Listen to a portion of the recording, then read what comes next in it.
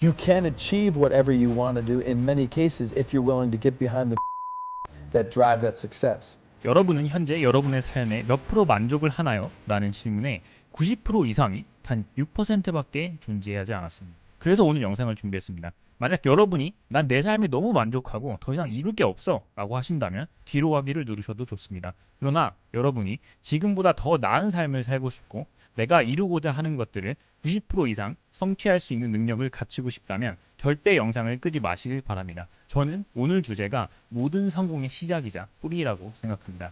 여러분은 현재 할 수 있는 최선을 다하고 있습니다. 우리가 무언가를 계획해도 흐지부지 되거나 잘 안 되는 이유는 의지가 부족해서가 아닙니다. 생각을 활용하는 방법을 몰라서입니다. 오늘은 세계 최고 심리 전문가 트레버 모아와드와 함께합니다. Well, if somebody says something out loud, it's 10 times more powerful than if they think it. And then as we started to study the data, particularly data that was just reinforced by Christine Porath from Georgetown and Harvard, that negativity is a multiple of 4 to 7 times more powerful than positivity. So think about that. If I say something out loud, it's 10x. If it's negative, it's 4 to 7 times more powerful. So when I say negative things out loud, it's 40 to 70 times more likely that that will happen or cause a result that won't be good for me than if I just didn't say anything. And then wasn't there somebody that said, oh, I worry that I'm going to retire and die at 40 of a heart attack? Right. So Pistol Pete Maravich, a basketball player, I'll give you two other examples, but he was interviewed at 26 years old, and he said, I don't want to play 10 years of pro basketball and die at the age of 40 of a heart attack. Well, he played 10 years of pro basketball and in Pasadena, California, died of a heart attack at 40. There's another great story that I saw from a magazine called Success Unlimited in 1973. A guy is hired to fix a refrigerated boxcar in back of a train. He goes into the train, he panics, gets himself locked inside the boxcar. So now he's pounding on the door, there's nothing to do. He starts to panic and thinks he's going to freeze to death. He finds a pen, he starts writing down, telling what's going through his mind, and he writes down, I'm becoming colder. As people, one of the things we do to ourselves is observe and report. I'm not playing well, I'm having a bad day, we're having a bad quarter, my marriage isn't going well. We observe and report. Still colder now, he writes, nothing to do but wait.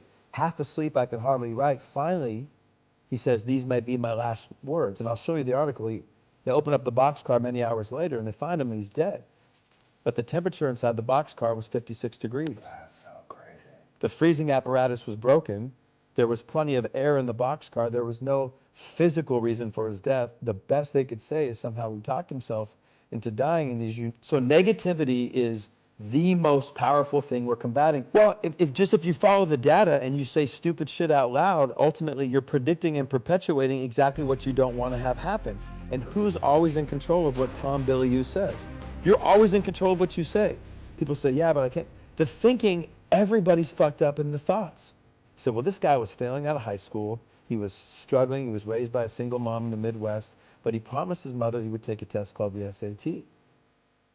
So he takes the SAT in May, his junior year, doesn't expect anything, gets his score back in June, but it's a standardized test with a math part and a verbal part. Both are scored out of 800 points. He gets a 1480 out of 1600.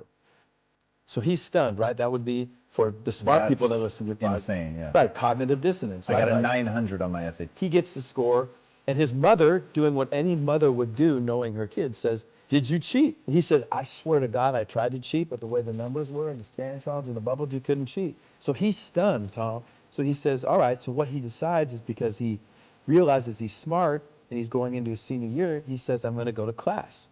Now he starts to go to class. He doesn't hang out with who he did when he didn't go to class.